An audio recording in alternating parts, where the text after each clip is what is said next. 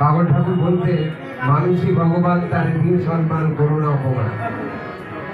মানে আমরা ঈশ্বরের সৃষ্টি, ঈশ্বরের আমরা অংশ, কিন্তু সেটা সুপ্তভাবে থাকে, আমরা সেটা জাগাতে পারি না।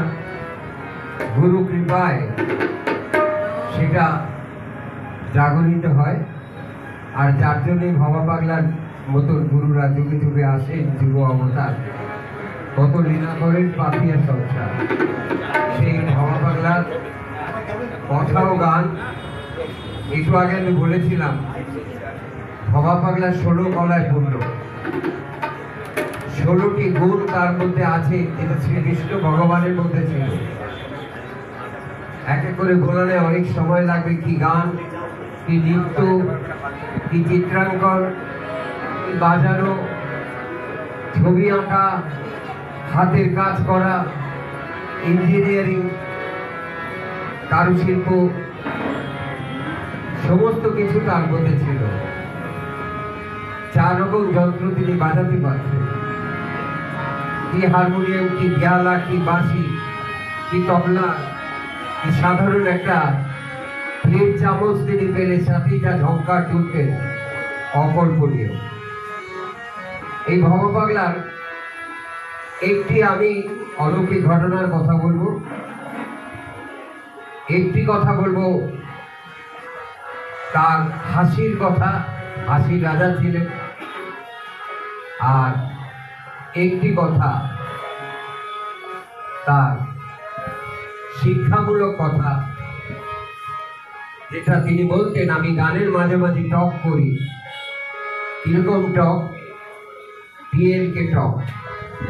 এই টকটাই হচ্ছে, শুরু করছি এই টক দিয়েই শুরু করছি। তারপরে আমার সঙ্গে স্বামী শুভানন্দ, বাতুর মন্দিরের প্রধান, তিনি গান করবেন। কিছুদিন আগে বাতুর মন্দিরে আমি একবেলা থেকে একটা এপিসোড করে এসেছি। প্রতিদিন আমার একটা করে এপিসোড থাকে ভবার হরমোনা মন্দির, সবাই এটা সাবস্ক্রাইব করে নিতে পারো। আর তাতে ভবা পাগলার একটা না একটা কথা, আর বিভিন্ন টিভি চ্যানেলে আমার যে অনুষ্ঠান হয়, বিশেষ করে কলকাতা দূরদর্শনে সকালবেলা অমৃত কথা, সেটাও থাকে তার মধ্যে। যাই হোক, একবার দীঘার মন্দিরে ভবা পাগলা শেষ জীবনে, তার শেষ জীবনের বাসস্থান দীঘায় নির্মাণ করেছিলেন। সেটাই আমাকে আদেশ বলুন, কৃপা করে তিনি নির্দেশ মতো দীঘার মন্দিরে আমার হাত দিয়ে করান। সেখানে যাচ্ছি, গাড়ি নিয়ে যাচ্ছি, মাঝে একটা দোকান পড়ে, কোলাঘাটের পরে দাদুর দোকান নামটাই। আর আমিও ভবা পাগলাকে দাদুই বলতাম, দাদুই বলে ডাকতাম। সবাই সেই দোকানে নেমেছে, কেউ লুচি খাবে, কেউ পকটা খাবে, কেউ কিছু, সবাই নেমে পেয়েছে গাড়ি থেকে ছুটে। আমি জিজ্ঞাসা করলাম, দাদু তুমি কি খাবো? বাবা একটা মিষ্টি দিয়েছে। তা একটা আমি বড় দেখে একটা বড় রাজভোগ নিয়ে এলাম, একটা চামচ আর এক প্লেটে। এবার তিনি সেটা আর্ধেক করে কাটলেন খুব ধীরে ধীরে। তারপর বললেন, বাবা একটু লবণ নিয়ে এসে। আশ্চর্য, মিষ্টির মধ্যে লবণ দেবেন? মাথা চুলকোচ্ছি আমি। গুরুর আদেশ, লবণ দিয়ে এসে দিলাম, আস্তে করেছি দিলাম। বাবা একটু মরিচ নিয়ে এসো। কি আশ্চর্য, লবণের পরে আবার মরিচ, তাও নিয়ে এলাম। একটু মরিচ আস্তে করে দিলেন ওই রসগোল্লার উপরে। আমি কৌতুক করে বললাম, দাদু নুন দিলে, ঝাল দিলে, একটু টক দিলে পারতে। কিন্তু বাবা এই যে কথা বলি, PLK টক, গানের মাঝামাঝি নেই, PLK টক করতেন, ওইটাই আমার টক। আচ্ছা বাবা বলো তো, এই বৃষ্টির মধ্যে নুন ঝাল কেন দিলাম? এটাই শিক্ষণীয় কথা। আমি বললাম, দাদু বলতে পারবো না তো, তুমি বলো। দেখো বাবা, সংসারে থাকতে হলে মিষ্টি ভাবটা বেশি রাখবে, কিন্তু তার মধ্যে একটু ঝাঁঝ রাখবে, একটু নুন ঝাঁঝ দিতে হয়, না হলে মাড়িয়ে চলে যাবে। ঠাকুর রামকৃষ্ণের একটা গল্প আছে না, ওই সাপকে বলেছিলেন, বিষধর সাপকে, সবাই তাকে তুই কামড়াবি না, কামড়ায় না। গ্রামের ছেলেরা ভেবেছে এটা আর কামড়াবে না, সাধু নিষেধ, গুরু নিষেধ, সবাই ঢিল মেরে মেরে আত্মহত্যা করে দিয়েছে, কিন্তু গুরুর আশীর্বাদে সাপটা বেঁচে গেল। গুরু কি তার অবস্থা বললো, তার গুরুদেব আমার তো এই অবস্থা বলছে, তুমি তো কামড়াতে নিষেধ করেছো, তুমি কামড়াতে নিষেধ করেছি, কিন্তু ভোজ করতে তো নিষেধ করেনি। অর্থাৎ সংসারে থাকলে একটু ভোজটা করতে হবে। বাবুল একটা বাণী আছে, সংসারে সাধুটি হও, মিষ্টি মুখে কথাটি কও, ভালোটুকু কুড়িয়ে নাও, কারো দোষী করো না। একটা তার হাসির কথা, তার সঙ্গে সঙ্গে শিক্ষণীয় কথা বলা হয়ে গেল। এবার স্বামী শুভানন্দ একটা গান করবে, সেই গানটাকে আমি একটু বিশ্লেষণ করব তার কৃপায়, তিনি যেটুকু করাবেন। জয় ভগবান। জয় ভগবান। পরমে পরম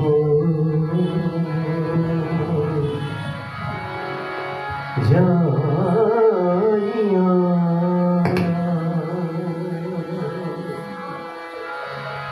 পরমে পরম জানিয়া পরমে পরম জানিয়া পরমে পরম জানিয়া পরমে পরম জানিয়া পরমে পরম জানিয়া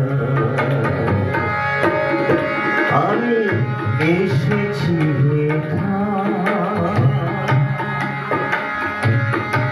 তোমারই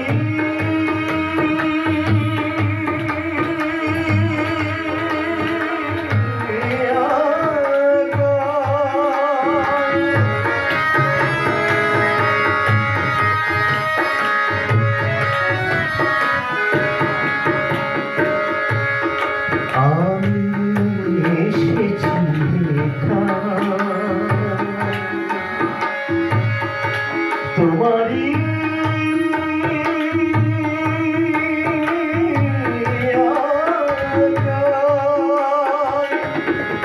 আদেশ করিবা মাত্র, আদেশ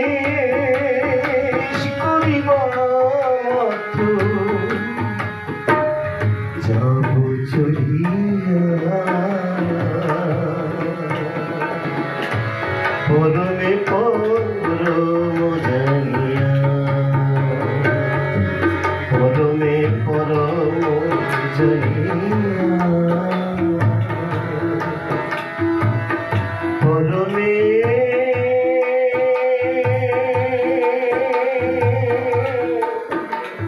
পরম জানিয়া।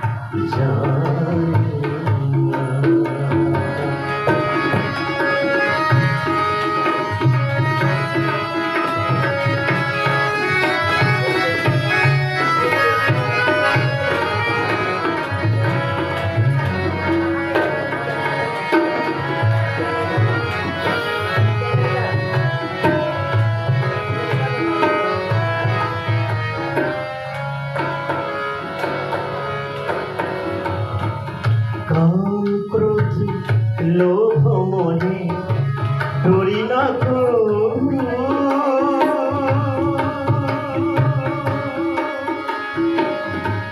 আমি যে দাসানুদাস তুমি যে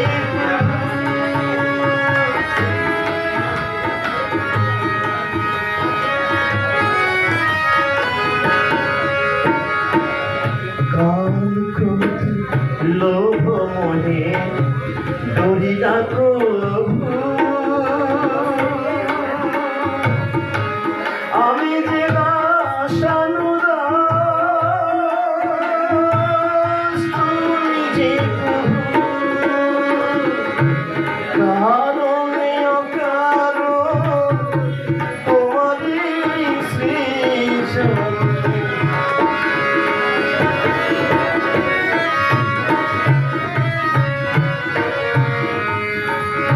কারণ অকারণ তোমারই সৃজন, আশ্চর্য হই না কবু, আশ্চর্য হই না কবু, ভীষণ দেখিয়া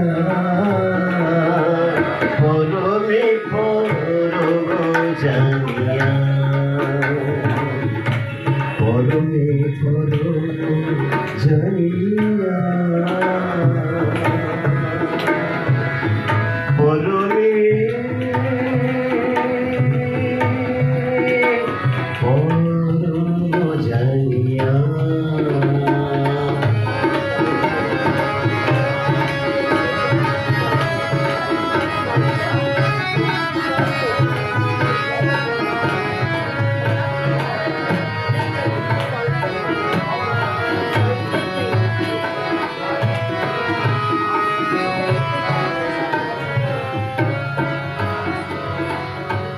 তুমি পূর্ণ সকলই তোমারি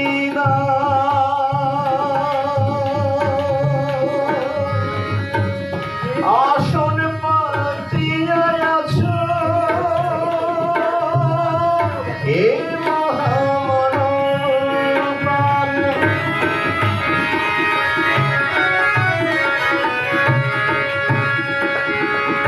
তুমি সকলই তোমারি আসন পাতিয়া আছো এ মহামনপ্রাণ, খেলিছ পুতুল খেলা হাসে তাই ভবা পাগলা, খেলিছ পুতুল খেলা হাসে তাই চূড়ান্ত চালাকে তুমি, চূড়ান্ত চালাকে তুমি আছো যে মিশিয়া, পরমে পরম জানিয়া, পরমে পরম জানিয়া, পরমে পরম জানিয়া। আমি এসেছি হেথায় তোমারই আগায়, আমি এসেছি হেথায় তোমারই আগায়, আদেশ করিবা, আদেশ করিবা যাব চলিয়া, পরমে পরম জানিয়া, পরমে পরম জানিয়া, পরমে পরম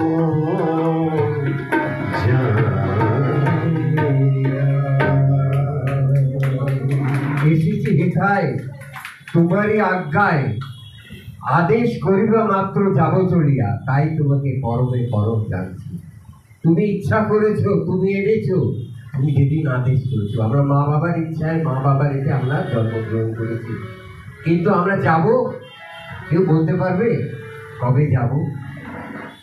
তারই আজ্ঞায়, যেদিন তোমার ইচ্ছা হবে, যেদিন তোমার আদেশ হবে।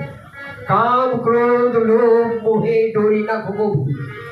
আমাদের জীবনে কাম আছে, ক্রোধ আছে, লোভ আছে, মোহ আছে, মাৎসর্য আছে, তাতে আমি ডরি না। কেন ডরি না? আমি যে দাসানুদাস, তুমি যে প্রভু, আমি তো তোমার চাকর। কোনো অফিসে, কোনো কাছারিতে কোনো গোলমাল হলে কাকে ধরে? পুলিশ এসে কাকে? মালিককে। তা আমি তো তোমাকে মালিক করেছি, আমি তো তোমার দাস, আগে তো তোমাকে ধরবে। এইটা তো নষ্টের গোড়া। তাই আমি সেই জন্য তুমি কারণ অকারণ তোমারই সৃজন, তোমারই সব কারণ অকারণ। এই যে একটু আগে বললাম, একটা কথা বললো না, মনে হলো বোধহয় ভুল করেছে, ও যে আমি ভুল বলেছি। না, তুই ভুল বলেছিস, সেটাও কারণ আছে। অকারণ, এই অকারণেই তুই বলেছিস, কিন্তু ওটারও কারণ পাঁচটা লোক একটা ভালো জিনিস জানতে পারবে বলে। কারণ অকারণ তোমারই শিশু, তাই তোমার ভীষণ রূপ থেকে আমি ডরি না খুব। তারপরে আছো যে মিশিয়া, খেলিছ পুতুল খেলা। তুমি যে পুতুল খেলা খেলছো, তোমার ইচ্ছায় সব হচ্ছে। তুমি যত পাপ যত পুণ্য সবই তো তোমারই দান, তোমারই দান। পাপ পুণ্য সবই তোমারই দান। খেলেছ পুতুল খেলা, এক সুতো নাড়ছো, তুমি টান দিচ্ছ নেপথ্যে থেকে। এইসব দেখে ভবা পাগলা হাসছে, তার হাসি পাচ্ছে, সবই করছো, কিন্তু ওর দোষ, এর দোষ, ওর ঘাড়ে ও দোষ পাচ্ছে, ওর ঘাড়ে ও দোষ চাপাচ্ছে। আরে সব তোমারই। খেলেছ পুতুল খেলায়। কেন কেন বুঝতে পারছো? আসো যে মিশিয়া, সবার অন্তরে তুমি যে মিশে আছো। কত বড় তত্ত্ব কথা পাগল ঠাকুর করে। এই একটা গান শেষ হলো, আরেকটি গান করে